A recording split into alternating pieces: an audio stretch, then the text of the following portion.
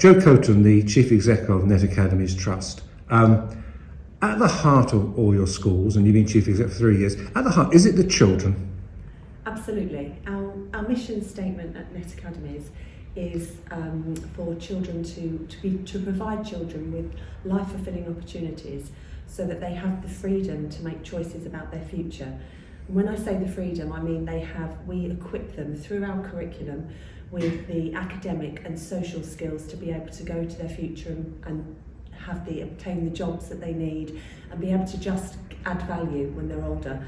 So we do that through the curriculum, and we have 3 strands of our curriculum. So we focus very much obviously on the academics to make sure that children are literate and numerate before they leave us, but we also focus on the physical development of children and their well-being as well. And is that an organic process? Do you disseminate that to the heads, and the heads to the staff, and the staff to parents? How does that work?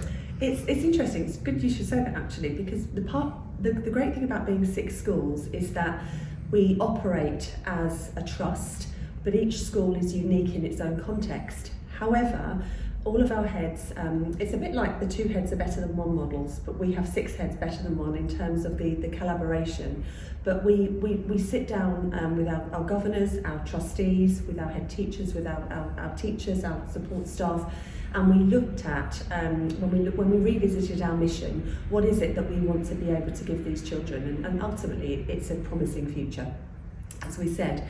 So we devised that mission statement together, and then our vision through the curriculum, through the physical, the mental well-being, the academics, we then devised the curriculum. So each school has ownership. So where it's a Net Academy mission and vision, each school has ownership of that, and they implement that in their own way. I think I just saw 2 of the heads here this morning. How often do they meet? How often do you all meet? How does that work? As head teachers, we meet every week. So we have a Monday meeting every week. Sometimes it's an hour and it's to go through the day-to-day. Other times we will have away days, we'll have days where we meet them with the whole of the senior team. So we meet weekly as heads, but every 3 weeks we meet as a senior team, and we discuss an aspect of the curriculum or well-being or something that we're doing, a partnership work, and we discuss how that's being implemented in schools, but also the impact of that. So we're constantly reviewing what we're doing, and we're constantly sharing best practice.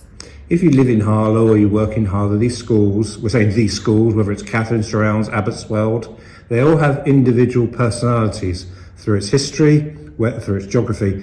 Have you been able to maintain and cultivate that?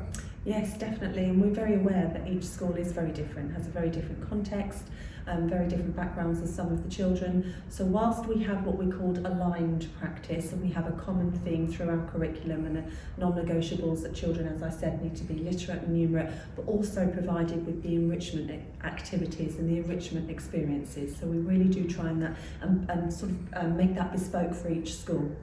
When a school has joined, how has that happened? I mean, not how it's happened, but how do you, some of the schools I think have needed to up their game, I guess you would say. How have you been able to do that?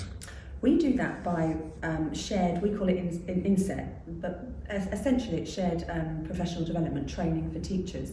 And the good thing is that we can come in as a trust, and we can have kind of the executive team and our specialist teachers, and we can model that to that particular school. But the most powerful thing is actually teachers training with other teachers. So teachers, for example, from who's our most recent school in Harlow was Durrounds, met teachers from Abbotsweld, from Natton Green, from Longwood and from Catherine's, and they were able to discuss, plan, implement things together.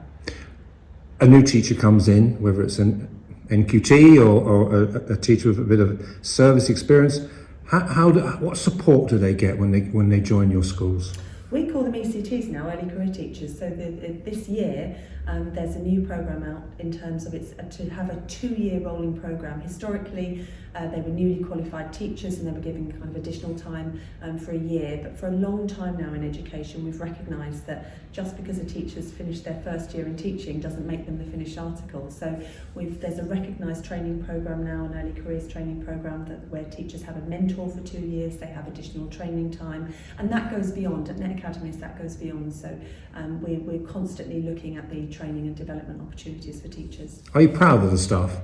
I'm very proud of the staff, and I think one of our unique, something that's unique to us is our shared service team. So whilst I've talked a lot about our teachers and our support staff who have been incredible, particularly through recent months, we also have a shared service team, and they are based at Latin Green, but we call them shared services because what we've tried to do is take the non-education side out of schools, so things like premises, HR, finance, IT, so we allow our heads to get on with doing what they're really great at, and that's teaching and learning and focusing purely on the children. When I was interviewing the head at Abbotswold and Latin Green, Catherine, yes. She mentioned mindfulness. And I just got an Apple Watch for my birthday, and mindfulness comes up. So can you explain to me what exactly that means and how it's relevant to your schools? I think mindfulness is a term I think that's widely used, but I think it's mainly associated with well-being, isn't it? And particularly, again, one of our schools in a few years back now really started a big wellbeing initiative for their children. It was something, as you were saying, that was really individual for their community. Their children needed a lot of additional support in terms of wellbeing, and we devised a programme that we sort of piloted at Longwood, and we rolled that out across our schools. And actually now we've trained schools as far away as London, kind of Cambridge, in terms of developing children, in terms of their mental well-being, physical well-being, and we've just recently finished partnership work with the local authority in what we call trauma perceptive practice. That's an evidence-based practice for children that have had adverse childhood experiences. So again, that's been something we've rolled out in all of our schools, developing positive relationships between adults and children, and we're currently working on something with parents too. Are parents key to your schools? Absolutely. Parents, without the partnership of parents, we couldn't do the job as well as we do. So we really try hard to engage parents. We have a programme that's been developed at one of our schools called Let's Get Together, and it's all different elements in ways in which we can engage parents. But we've tried to go one step further because we know that for some parents it's really difficult, particularly in the recent pandemic, to be able to get into schools. And now that we're able to welcome people back into schools, our family support worker is starting Stay and Play for age 0 to 3 years for local people whose children may want to come to one of our schools, just to come in and to see what a school setting is like, and be able to essentially stay and play with children of their own age, but also then have the opportunities on some of those visits to visit the nursery or the reception and see about school in later life for their children. I'll take you back to March 2020, and here we are in December 2021. How has this period in life been for the schools? Have you ever shut the schools? What's happened? No, it's been incredibly turbulent because it happened for everyone. I think if we think back to the first lockdown and the pandemic, it was, no one could have foreseen it, but we were very aware that a lot of our parents are key workers, and I don't just mean for the NHS. I mean, working in local kind of service work, local supermarkets.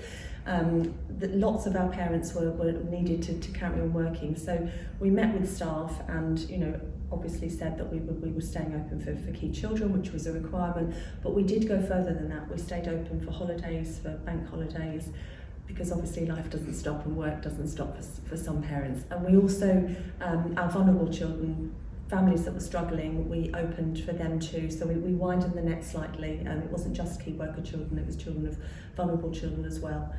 So that we always had that consistency for them, and we have that care and support for them and their families. We did a lot of work with families around that time as well, checking in, again, wellbeing, food banks, supplies, things like that. It won't have escaped your notice that the chair of the Education Committee in Parliament is also the local MP, Robert Halfon. What's your relationship with Robert Halfon, and do you look in on his committees? Yes, I do. Yes, I do look in on his committees, and I've met with Robert Halfon to discuss our extended day. We do an extended school day for children, which we did prior to the pandemic.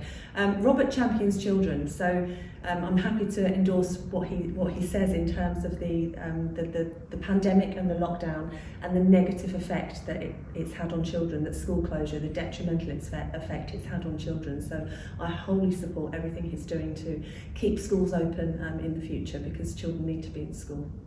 Are you conscious, sometimes in our reporting, it's not Joe Coton's Net Academies, it's not Helena Mills' BMAT or Vic Goddard's Passmores But do you realise how important you are in the success and the framework of the schools?